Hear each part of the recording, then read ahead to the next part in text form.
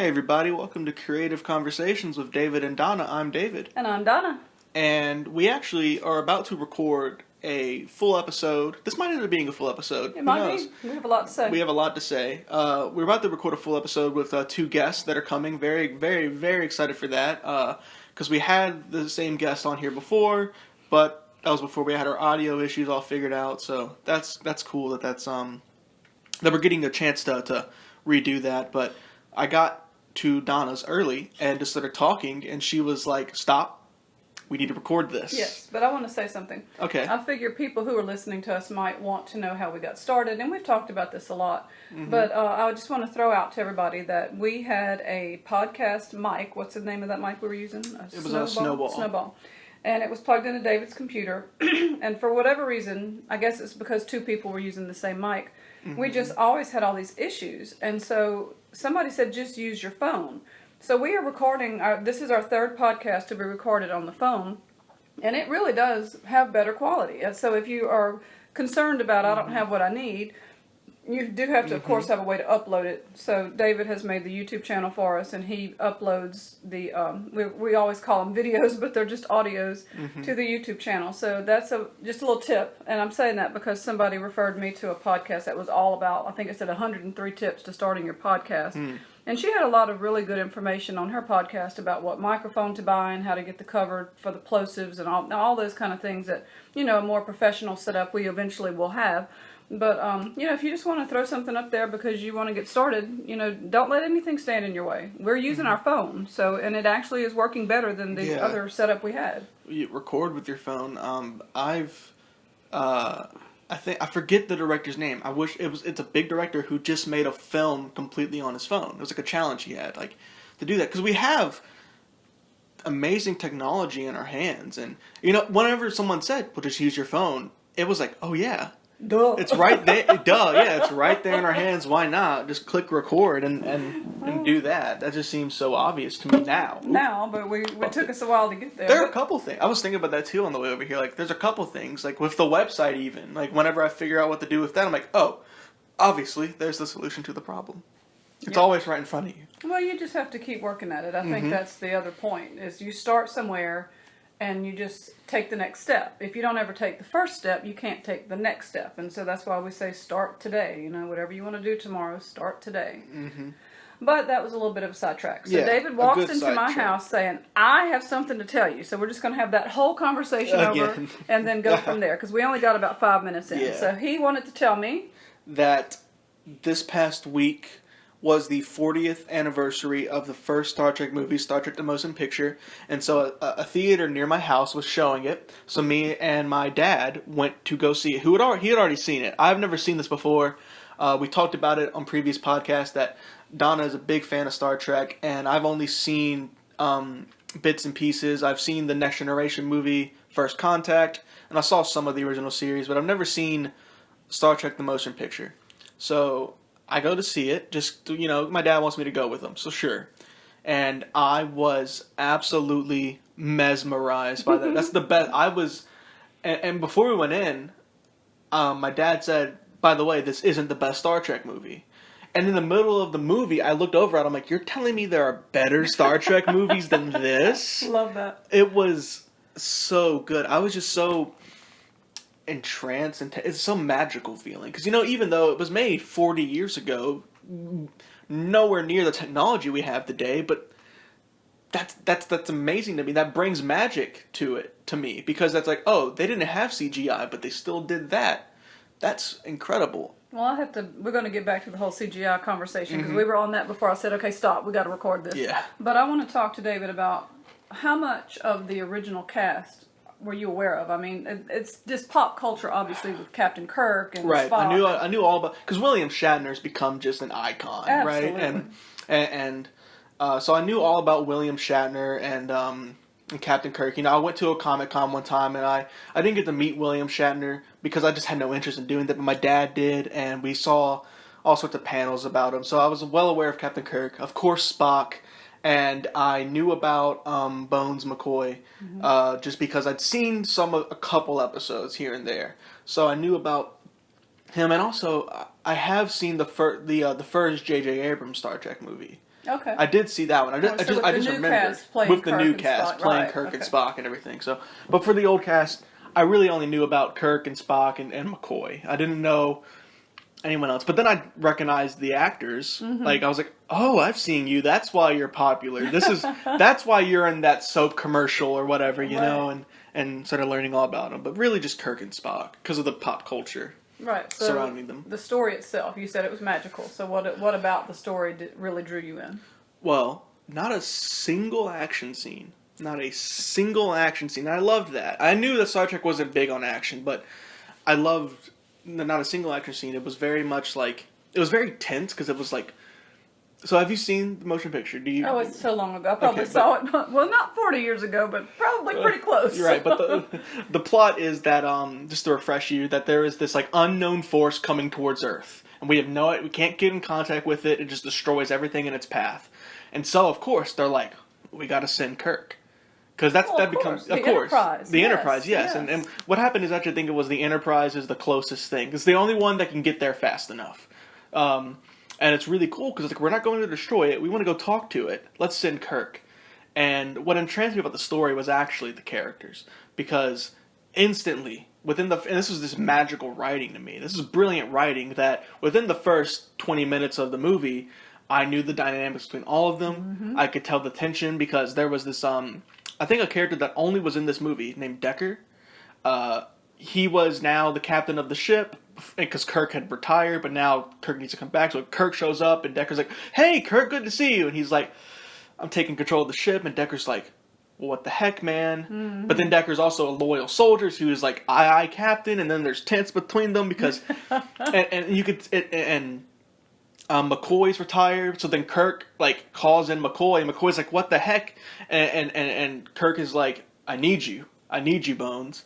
And it's like, well, why does he need a doctor? Just a doctor. Oh, he needs him because McCoy's the one person who's going to call Kirk out on his BS. And that's why because Kirk knows, even though he is this legend in Starfleet, he is aware of his own faults. Yes. And that's why he surrounds people who support that and back that up and fill in the gaps and can see past his hubris because he has a reason to be cocky, but like all throughout the movie he would make these calls and other people would be like, no, don't do that, and then he would get. I think Kirk is very insecure. Oh. I think he's very insecure because when he gets back to the ship, Decker is like, the ship's been completely remodeled. You don't even know anything.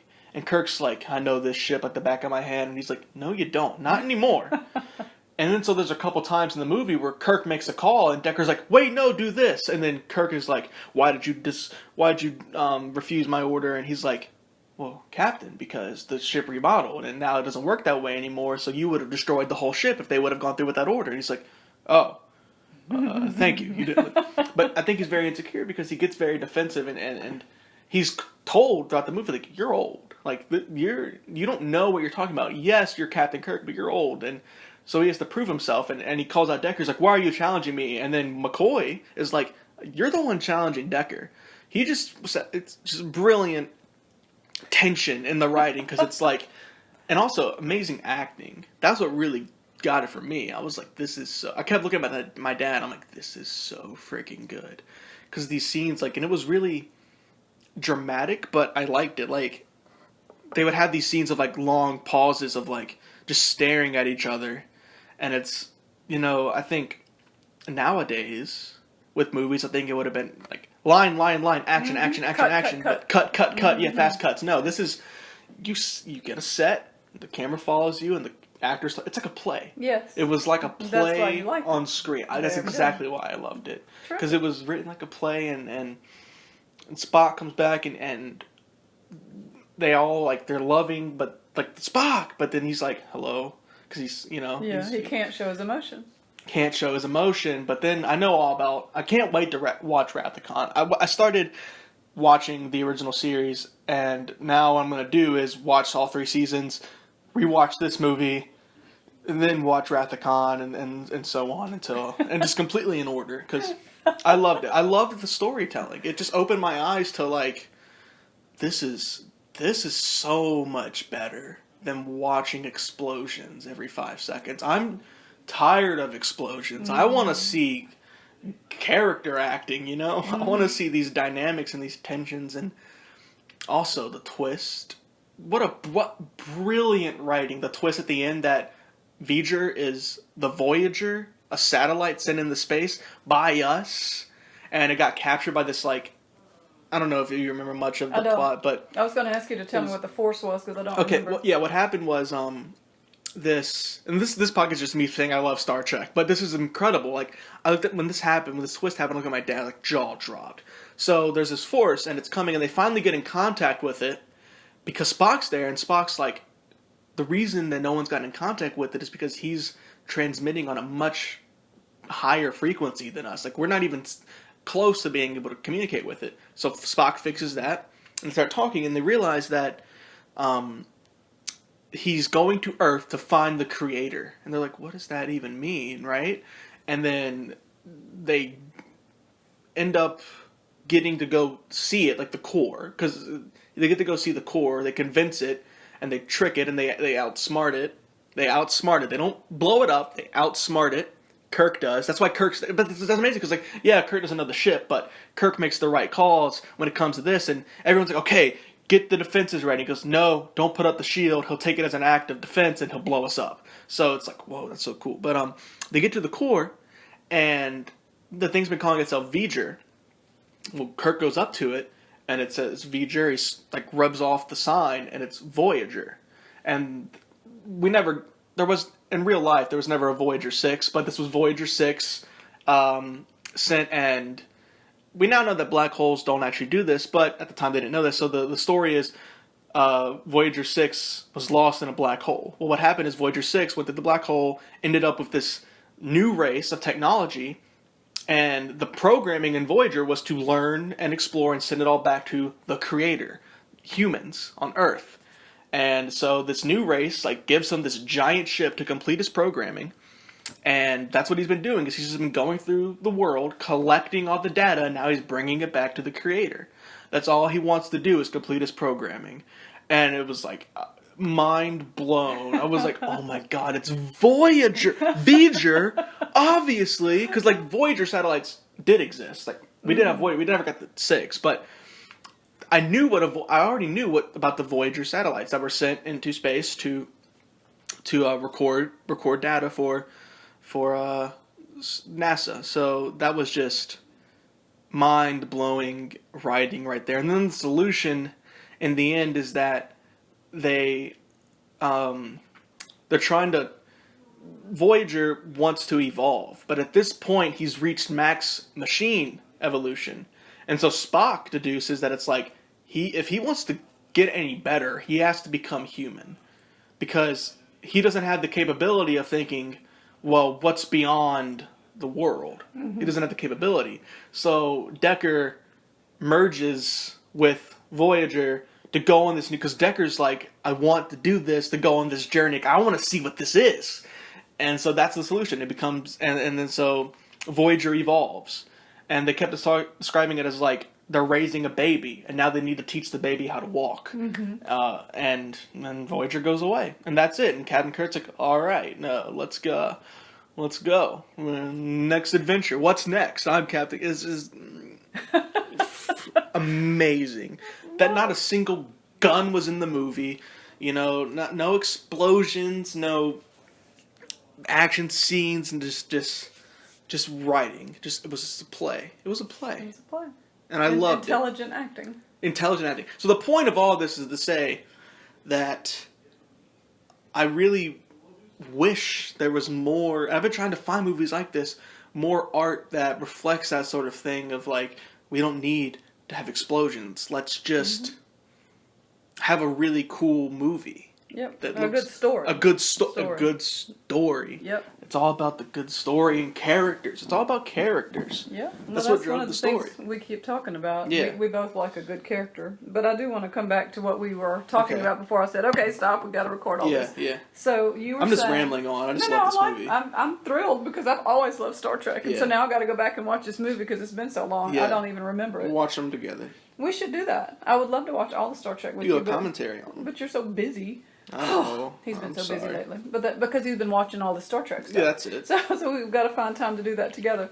But so he was talking about the reality of the set. I'm trying to think of the word you used. It wasn't the set, just how it looked on screen. How it looked on screen, yeah. The lack of CGI. We'll just start there. So tell more about that. Well, recently, this is before I even saw this movie, I'd sort of become more aware of the behind-the-scenes aspects of making movies and became kind of frustrated with it because so I love the Marvel movies, the Marvel Cinematic Universe movies, for example, but I saw some behind-the-scenes stuff of Spider-Man Far From Home, and there's this scene, just for example, where Nick Fury is holding a gun in a hotel room.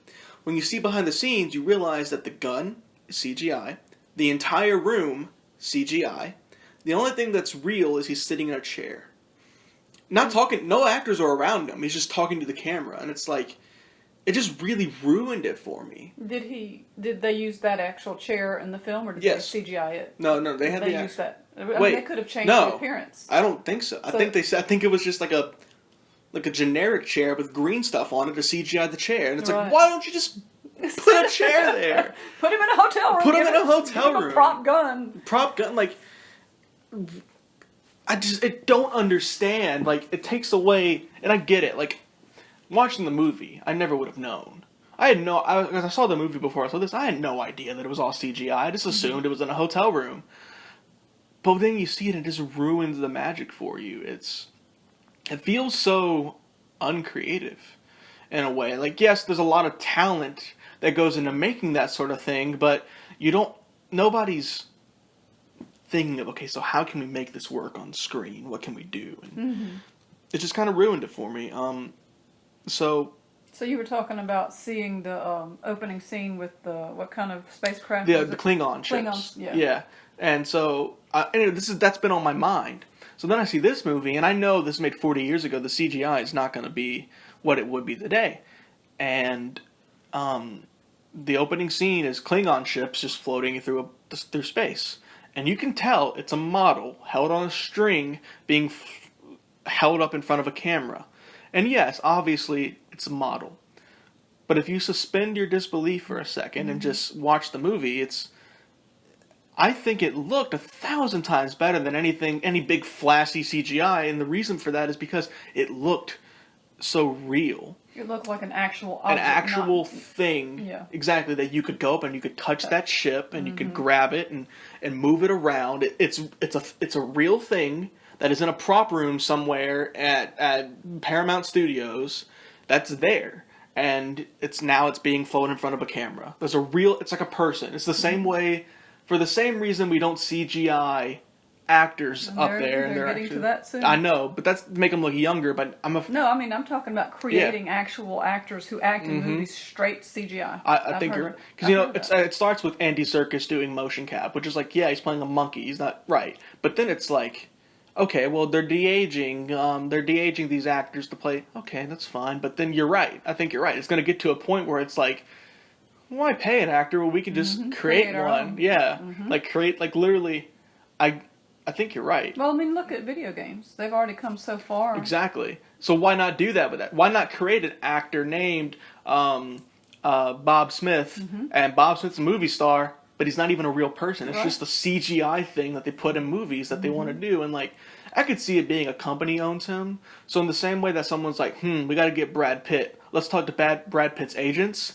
They could be talking to Bob Smith's agents, and they'd be like, okay, we'll let you use the programming. Here you go. Put him in the movie. Isn't that wild? Oh my gosh. What if that's all movie stars? I mean, already. It could eventually. Well, you mean if they actually don't exist, but they're just. Have you ever met Brad Pitt? I've never met Brad Pitt. I have not. I'm also pretty sure Ryan Seacrest is a robot. That's a different story. Well, I need to backtrack a bit. Right. So we actually were talking in my law class about going to Washington, D.C., and I went to D.C. the year after I graduated from high school. And one of the highlights of my journey was going through the Smithsonian Museum and seeing one of the actual Enterprise models. I mean, it was about as big as this room. It was about 10 feet, I think. But it was hanging up, and I just stood there and stared at it. I mean, it's the Enterprise. I was just beside myself. Right? Yeah. Because there are actual real life ships named Enterprise, which is why it's. But the Star Trek and the one they used. That's in the Smithsonian. Yes. What kind of I know there's a bunch of Smithsonian. So which Smithsonian? Well, I don't remember which one it was, but Popular History or something like that. This is the same museum that had Dorothy's rubber slippers, ruby slippers, and the dress she wore in the Wizard of Oz. Which is so cool because they actually had to make ruby slippers that she put on. Yeah. And also, as an actor, I would freaking hate it if I showed up like, okay, I get to play Batman. Where's my suit? And they're like, oh, well, you wear this green thing. I'm like, what? Like Tom Holland, poor Tom Holland, always wanted to play Spider-Man. He gets to play Spider-Man, and he just wears a suit that has, like, motion cap things all over it. Why not just give him a suit, dude? Like, I get it, Iron Man. Like, you have to motion cap some things, but even in 2008, they actually did build an Iron Man suit for him to wear. But they CGI'd the movements and stuff, but there was still something. Now, it is entirely just a green suit that he wears. Same thing with Spider-Man. Like, you can't even give him a mask, dude. Like, come on. I just know as an actor, wouldn't you hate that if you showed up to play Dorothy and they give you green slippers because they're too lazy just to paint them red? Like, why not? And I get that it looks, some people, I could see you being like, well, we can make the slippers look perfect on screen if we CGI them. But where's the fun in that? If you have a real one and you're filming it and it doesn't look perfect in some lighting, well, that's okay because that's how they actually look in that lighting. Yeah, it's real. Like, where's the fun if it isn't? Where's the fun in that? And making it perfect. If there are no faults, where's the fun in that? Right. If everything's perfect, where's the fun? Heath Ledger, whenever he played the Joker, he insisted that he put on the makeup himself. That's why in the movie you can see the makeup under his fingertips. In The Dark Knight. Now it would be, no, we'll just wear a green mask and we'll CGI it, and it would look absolutely perfect, but it didn't. That's the beauty of it, was that it just smushed on makeup, because it's actually a maniac putting it on, and not everything has to be perfect all the time. Right. Not everything has to look perfect. Why do these explosions have to look perfect? It's an explosion! Why does it have to look a CGI explosion? Like, I love The Dark Knight because all of that stuff was real. Because Christopher Nolan, an incredible filmmaker, love him or hate him, he makes just some magical things that push the boundaries of what film can do. He had actual explosions. And whatever it looked like, and you can only blow things up once. So whatever it looked like, that's what it looked like. Yeah. But that's what it looked like.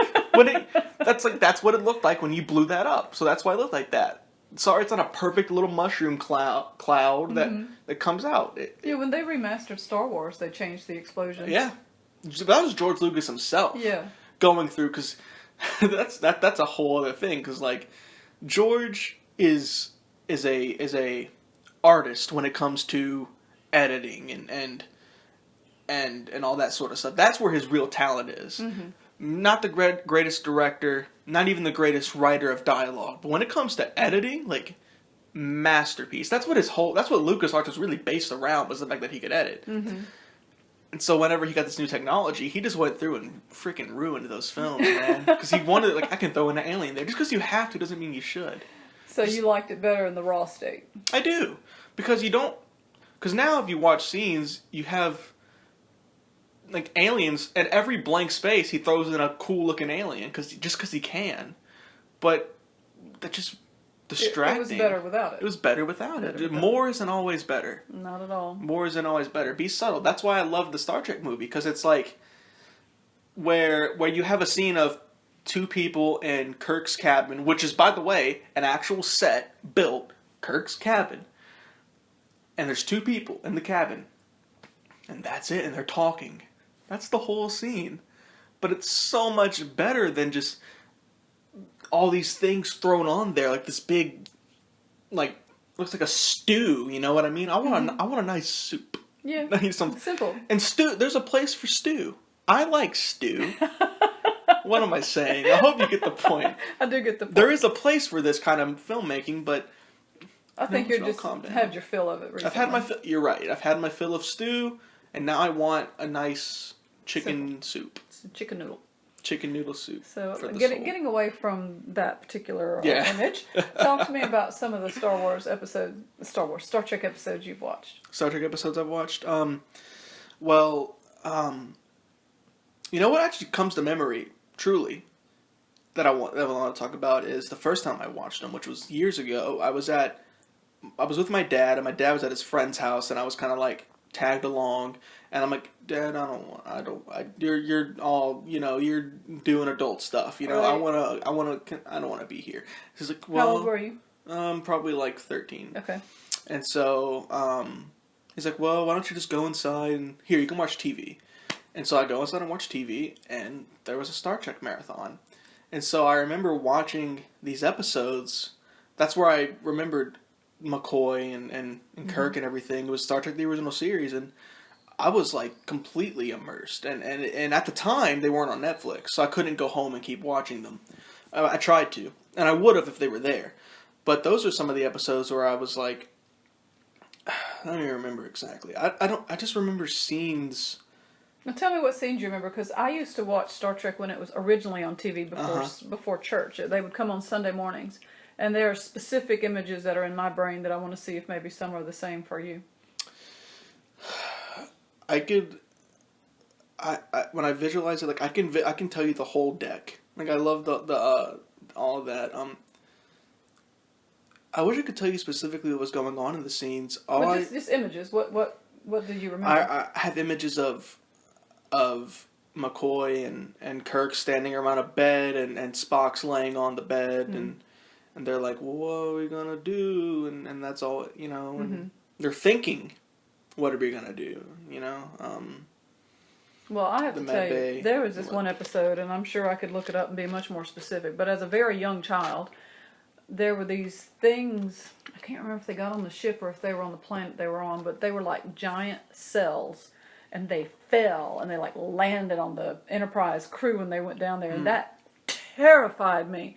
They were just this big rubber round, like big one-celled organisms. Things. Yeah, they would just fall on people, and that was an image from a long, long, long time ago. And I've seen the episode since, and of course it cracks me up to think it scared me, but that's how so much is. Like when you're younger, your imagination is so much more in play. And there was a scene where they encountered this monster. No, let me rephrase. It looked like what we would call a monster, but it was just an alien on some planet. And it had a big wound. And McCoy was trying to figure out how to help the animal, but it was very different from us. It didn't take the same kind of, it was not the same physiology. And they figured out that because of its makeup, they needed something like cement to mix up and like put in the creature's wounds to heal it. And I thought that was interesting. I think I know what you're talking about. Yeah, it's like this big thing. Yeah, like a rock. Yeah. And it kind of shuffled along. And let me see. Oh, The Trouble with Tribbles, of course. That's a famous one. Have you seen that one, or do you recall anything about it? Mm-mm. So they're just like these little stuffed animal ball things, and they what is the word? Have more babies. There's a word. Reproduce so quickly, and just hilarious, just so funny. But that's another thing. That movie was hilarious. Like I didn't expect it to be funny at all. Right. But that movie, I was laughing out loud in ways I haven't in so long. Like I keep talking about McCoy, but freaking best character, my favorite character, because he was so funny. Like just kind of like when Spock showed up and he was like, "It's great to see you." Everyone's like, "It's so great to see you, Spock," and he was like, "Hello," and McCoy is like, "Yeah, it hasn't changed one bit," and walked away. Like, well, we tried to say hi to him, but it's not going to get anywhere. And he always calls Spock the green-blooded whatever. He always seems to throw that in, the green-blooded Iceman or whatever words he says. I just love it. Yeah, I went back and watched that. When I was at LSU, which was more than 30 years ago, they would bring Star Trek to the Union Theater, and we would go watch it. And, That's cool. It's coming on here. Oh yeah, the music. It's magical. It's another thing. Everybody in the audience is listening to it going shh when the Enterprise goes by. And it was so funny. I remember sitting next to a friend I had just recently met, and we both love Star Trek. So we were sitting there, and people are going shh, and I did it at the wrong time, and he just looked at me like I had committed a mortal sin. Like, oh my God, you don't know the entrance to Star Trek by now? It just cracked me off by like 0.5 seconds. Yeah. It was I don't know why I remember that, but I do. That's funny. I love the sound and the music and not just the music, but just the sounds of everything, because it's real practical sounds. Like when they have to go, when we had DCITM, Dre, he talked about how he needed like birds for something, so he went outside with a mic and recorded birds, and that's what they had to do for this, for all those kind of movies back then, and with Star Trek, they had to like find something that they think sounds like what they're looking for, and then record it. I wish I could remember off the top of my head, but I've heard plenty of stories of like, yeah, so we needed an alien spaceship, so I took a metal pan and started banging it on my child's head, like something like that. I know what you mean. And you had to be more creative. You had to be more creative, and it opened up this world of creativity that if they had a computer to do everything, they never would have. Well, and I don't think anything's so wrong. I don't think anything's wrong. I was about to say, I have to kind of retract my statement there, because I feel like you can be really creative with a computer, too. Yeah, I agree. It's just a different tool. Yeah. But when you have a movie, and somebody described CGI to me, this was years ago when I was teaching at another school, as it all looks shiny. And I said, what? I couldn't understand at all what they were talking about. It looks shiny? What do you mean? And then they just kept talking about it. And what they meant is when you did the CGI, because it was so perfect, it didn't look realistic. It just all looked like brand new, like no rough edges. And they've definitely changed that. I mean, CGI now, they can, put the smudges on people. And, like I said, when I watch these movies with CGI, I would never know that it's CGI until I saw I would have never known that hotel room was CGI until I saw it behind the scenes. It looks perfect. Believable. It looks very believable. I would have never known, but now that I know, I can't not see it. Yeah, I agree with that.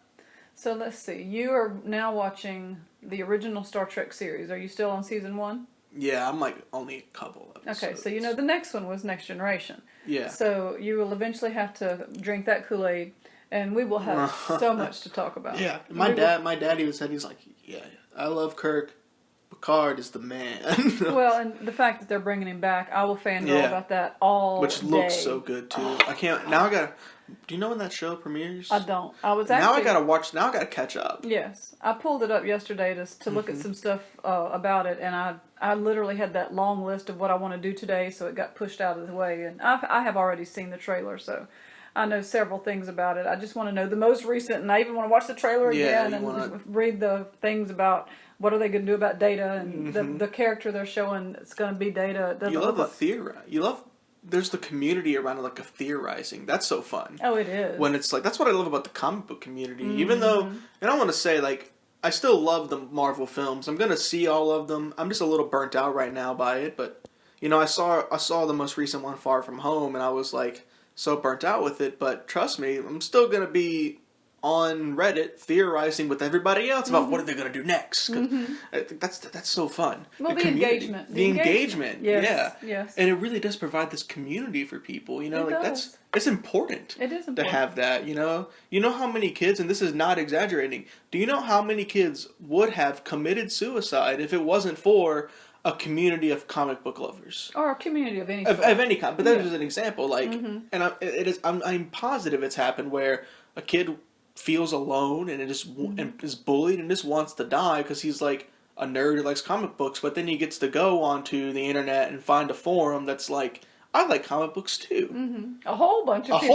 people, and then he gets to talk to people and talk and share this love that he has with I've been there where I find this, like, I've been there where I'm really sad and I find this community on YouTube or whatever, these videos, and I'm like, these are my people. I can come here and like not be a loser. Like this, I fit in. I'm the cool kid here, and that's so important. And that's something Star Trek provides. Like the Trekkies, our Trekkers. Trekkers. If you think Star Wars fans are crazy, Oh yeah. Oh my God! You go to a comic book convention. Start. That's those are that's the real intense fandom. Are the Trekkers or the Trekkies? Like, Yep. that's where I went to a panel one time with them. This is before I even watched it. My dad wanted to go, so I went with him to like this panel of just all it was. The panel was hosted by just fans who wanted to talk about it. So they went up there and like, hey, we're not special. We're not William Shatner, but there's some mics on the floor. Come up and let's just have a discussion. And it's this huge, like huge room filled with all these people who just love Star Trek. Who just love Star Trek and just wanted to talk about it. They just love talk. They've had the same conversation a million times. Right. Well, Deep Space Nine's my favorite one, and it's like, yeah, you've had that conversation a million times, but you want to have it again and again because it's so fun to talk about. It is fun.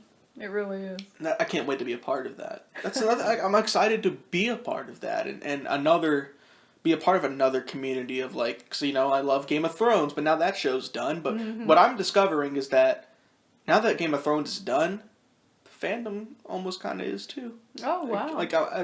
I don't see that. I don't see those discussions really happening. But are they going to do anything further with? I mean, I know the story is over. Well, a spinoff or a... they are making spinoff shows, and also the books are not finished. Right. So I mean, I'm sure when the book gets released, it'll pick back up again, but. It just feels so dead in the water. Like, okay, well, that's done. Back to whatever. But Star Trek does not. Those fans do never stop. And I also think it's because the show's so rewatchable. That's like it's so. You can just watch. There's no overarching story, but you can just watch random episodes and get something big out of them. I have to say, and I've read this and I've thought it myself, but the Star Trek universe, especially when it was first introduced, showed people from all different races, and not just all different races, but all different planets, different from different planets, and they all worked together as if there were no differences. Yeah. And I truly, truly think that that's a huge part of the appeal, because I think deep down we all want that to be a thing, and to be able to watch a show that might be about. Well, V'ger, or it would be about helping some alien that's injured or whatever, exploring the new planet to try to find a new place for humans to live. Whatever the storyline is, the actual cast is always showing people working together. And, sometimes you, of course, encounter the alien who's not friendly, but a lot of times they work that out so that, you don't, like Klingons, they were the ultimate enemy, and now in the new series, they have come together and they're working together against other common enemies, and just the idea of the working together, to me, that's a huge part of the appeal. It is, and the thinking out the problem, like, let's not blow everything up just because it's a threat. Just because it's a threat, let's think out what the problem is, and you are right. I that's something I noticed definitely was like. Okay, so there's a Russian, and there's an Asian, and there's African Americans, and then there's Scottish, and Scotty. There's Scottish, and then there's American, and then there's they obviously made a point to do that. Which 40 years ago, that was a huge deal. I'm sure. Like I didn't live through it, obviously, but I'm sure that was a huge deal. That 40 years ago, a show went out of their way. To do that. They didn't have to, but the thing is it doesn't, you notice it, but like, it doesn't, it's not a plot point. You know what I mean? It just is. They don't say, hey, look everybody, see, we're not racist, I swear. You know what I mean? Like, that's what I feel like, that's why I feel like those things don't work as well. Right. Whenever they do that, because they're going, whenever a show goes out of their way to say, look, everybody, see? Then it's like, oh, shut up. But when it just is, like what you just said, when it just is, it has a bigger impact. Because then, I'm sure, I guarantee you this has happened. Somebody who just hates Asians, just horribly racist, bad person, but is a fan of Star Trek. And somebody goes, well, that character is Asian. He's like, I didn't even notice. Like, you don't notice. Exactly. And you just like, you get your foot in your mouth because you love the show and everything, and then you're like, oh wait, every single person here not all of them are American, like Right. What a big impact that has. Well, we were talking last week about the creating alternate universes. So that's, in a way, even though it's futuristic, the idea that we all work together. I mean, there's the United Federation of Planets, so it's not just peace on Earth with everybody working together. And I love some of the references to that. They go to different societies and they talk about payment. Like, well, we don't have money on Earth anymore. You know, they've superseded. And that completely goes back to what I was talking about with no ownership and everything. Like, that's where the universe I was talking about exists, David. So it's in the future. I see what you're saying it's now. In the future. Better no ownership. I still don't feel like no ownership. But they don't have money, so they work around it a different way. They do. Yeah, they don't have money, but I feel like they can still have things that are theirs. No, I know, but I'm just saying it's cool that when I think about our big, huge conversation about that, because I don't want to get all up into that again, right. that Star Trek has, in fact, addressed that issue. Yeah. I want to bring something back point. as well. I think when I was talking to you and Dre, it was our second episode that I don't think we've aired yet, but we talked about an episode on the original Star Trek where they went to a planet, and on that planet, the race was, their faces were half white and half black, and it was a very definite statement about racism. But in the Next Generation, they had they went to a planet where all of the characters were unisex, and they had this big elaborate way that they procreated, or reproduced, yes. And because it's like, well, if you don't have male and female, how do you have babies? And there was this long discussion, but one of the characters in that episode identified more as a female. And so she and Riker got into a relationship, but the way their planet dealt with that issue was that they reprogrammed, but they sent them through treatment to help them understand that they were not either male or female, that they were happier when they were just unisex. And so this particular character was resisting, like, no, I am female, I want to be female, and I'm happy being female, so I can be with this other male that I have fallen in love with. And I thought it was interesting that in that particular episode, they actually did show that by the end of the episode, the character had gone through the treatment and had become happier being unisex. I thought it was kind of an interesting thing because in the black-white face issue, they made such a huge statement at the end of, like, his right side of his face was black to make people realize, oh my God, racism means nothing because of that. And here we're just showing, so much has been made in the media recently about people identifying differently, and so Star Trek tackled it, but in such an unusual way, in my opinion. But I mean, you can look at it so many different ways. That particular person, on the planet, I guess we would say it lived on to fit in or to stay there. That's what that person did, and they paired off too, which was interesting. So you're unisex, but you still had a partner. I thought that was interesting. But I guess you could. It's somewhat controversial, I suppose. And Riker, I guess the idea is your partner could be anybody. Yeah, and like I said, well, it already can be anybody. Well, now it can. Yeah, but maybe that was the point. But to have somebody who was going against the establishment and saying, no, this is not me, I feel more this way, but then to have them like programmed back into, no, do this because you're going to be happier. I don't really know. I'm sure we could look up that episode. I have not seen that episode, but I would just from the way you're talking about it, I would interpret that as a viewer, you're supposed to be like, what? She wants to be female though. That's messed up. And you sent her to a camp, just like some people do in real life. They send their kids to these camps to change them.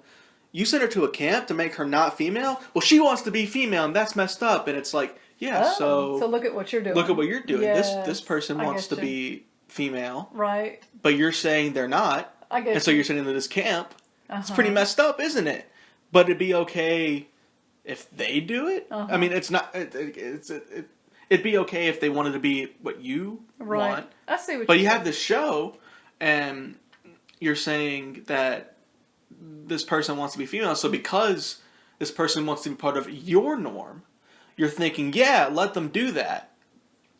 You I totally understand. That's how I'd interpret it. I haven't seen the episode, so I don't really know. I might be entirely wrong. No, I think you're absolutely right. I just the two episodes against each other, it's a little bit different way to present an issue, but they always like to, or not always, but they often like to find issues and kind of throw it in your face, like, well, look at it like this. Yeah, and they definitely tackle it. They don't shy away from anything. No, they do not. Which is impressive because like they lay it out. And so elegantly. I agree. In an elegant way. In an elegant way, yeah. Like, how are they, like, because you don't even and you don't even realize what's happening until the episode's over, and you think about it later, and you talk about it on a podcast, You're right. and you're like, oh wow. That's amazing. What that means. Brilliant writing, important writing. That's what art can do. That's what we're all about. Is like, yes, make some really cool things. Which Star Trek is a really cool thing and has some really cool stuff. But like, you can use that to say whatever it is you want to say that you think's important. And that's the beauty of art. That's why art's important. Is to not only just entertain people, but change people's perspectives and lives, and open up these new worlds for people to look at from these different points of views that they can only get through watching film or a play or reading a book. I agree. And so if that's your passion and you want to put it out there, you definitely should. I mean, touch people's lives more than you would ever really know. That's the thing. It's like, that's what I was just saying a second ago. Like, how many people wanted to commit suicide but didn't because they found a fan base of Star Trek? Like, I hear that all the time of like actors. Like, if you're in a popular show, at least one person saw that show and said, I wanted to die, but I felt good about you. I care. Like, you hear their story and then you don't want to, and you just change people's lives that way and make such an impact with your art. And that's well, I think the other side of that too is that so many of the people who are the actors, they go through tough times. I mean, you see this all the time. The story, like the backstory of all these famous actors and the hell they've been through, but because they keep coming back to their art, they redeem themselves and help others because they have pushed through it and found a way to create things that help other people. So you just help yourself, you help others. It's all about the art. It really is. You know, it's tragic, and so still, like, I still don't get it, but not in like a bad way, but like, I just don't know, is the actors who seem like they have everything and do that, but then they're so unhappy themselves and they commit suicide, like Robin Williams. Yeah. Like, no, that's a different story right there, though. I know I really think so. You really? I do. I think he knew he was going to die a horrible death. From what I've read, I might be wrong. Okay. But I think he had a debilitating disease, and he just didn't want to go through that. I haven't heard that before. That's what I think. Now, I could be completely wrong, but he was always the unhappy clown. You know, he was the sad clown, and he absolutely knew how to make people light up a room. But it was because all the underneath, I think, was just... That's a most class clown. That's the archetype of a class clown. Is like they're being crazy in class because in reality they go home and they're just so sad and starved of attention, but like not like in a bad way, but they don't get any. Some of them are in a bad way. Well, no, I mean not in a bad way, as in like, wow, you're an attention seeker, aren't you? Like, because like that could be a bad thing, but I mean, they're not that. They're not like, look at me, I'm so perfect. They're, I see. Look at me, I need attention. Please look at me. Yeah. So I need that loving and caring, and because they're so sad on the inside, and they go be a class clown because. They also they don't want people to feel the way they feel. I've come to find a lot. Oh, I think so. I think some of the classic actors. Yeah, that's why I think some of the nicest people in the world are people who are depressed or sad. It's because they don't. I mean, like I know that's a big reason why. Like, whenever I try to be a very nice person, and do a lot of things for people, and it's because I feel I often like struggle with depression and want to put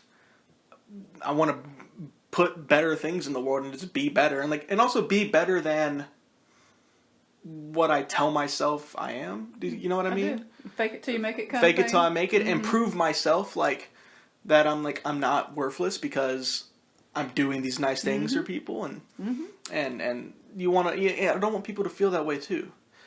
We were talking about Star Trek, but that's the amazing thing about Star Trek is it opens up. It does. Opens up these deep conversations that are tackled in Star Trek. What about another episode? No, you didn't tell me since you've been watching it again. What are some of the ones you've seen since you actually started rewatching season 1?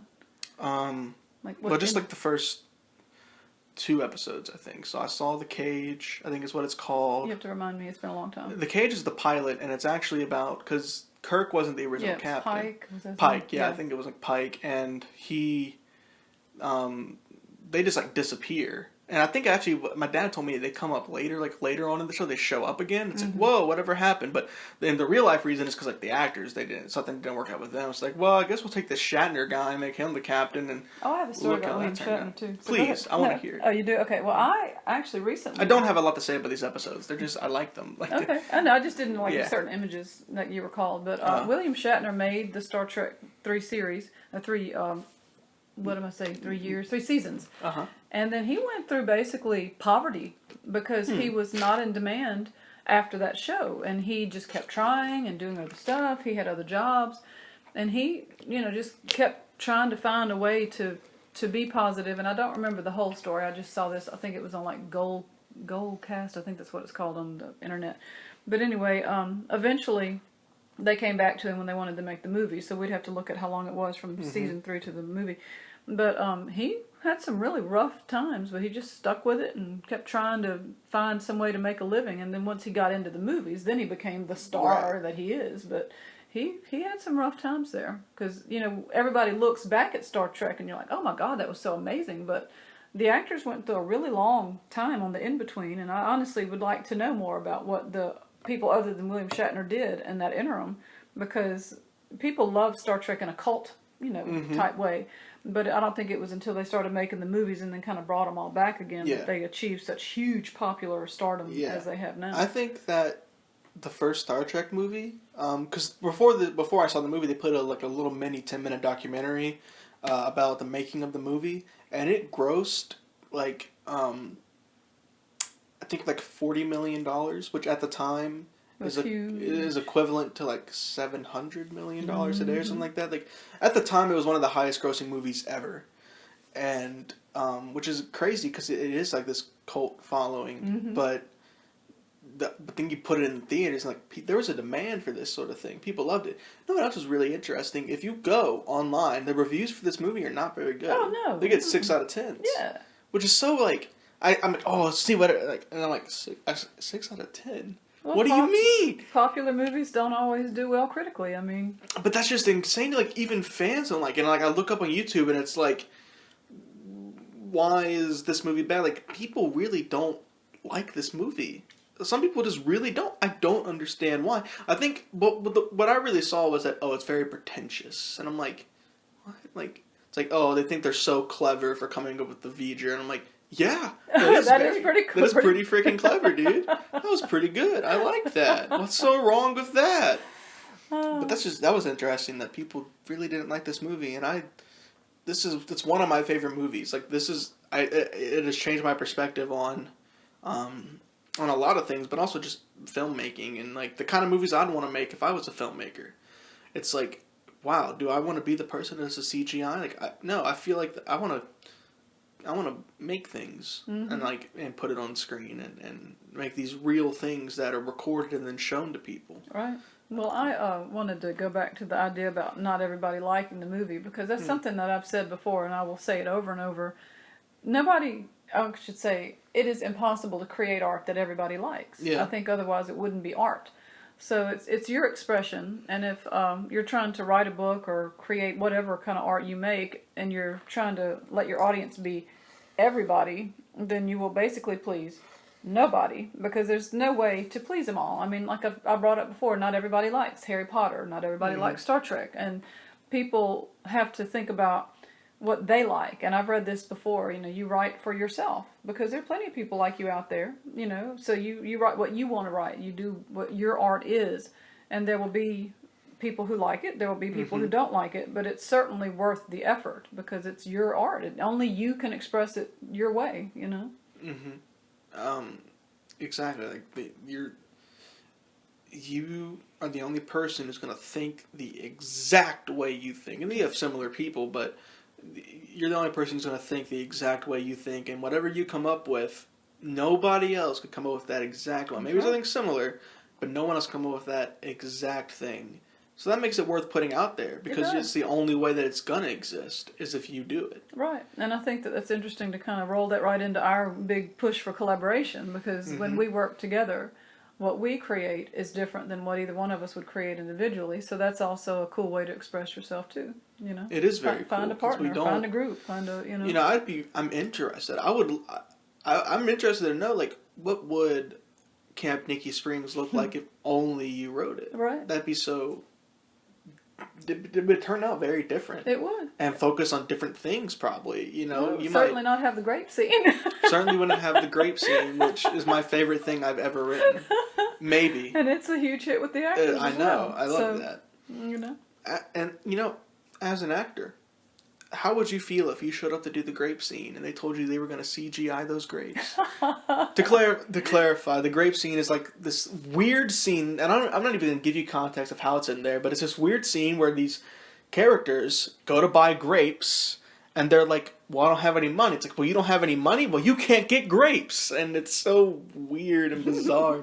But I loved writing that because it's like such a weird, bizarre thing to come out of my brain and put on And put so on the much stage. fun to stage. It's so much fun. Yeah, it's like, how can we stage this? I love writing.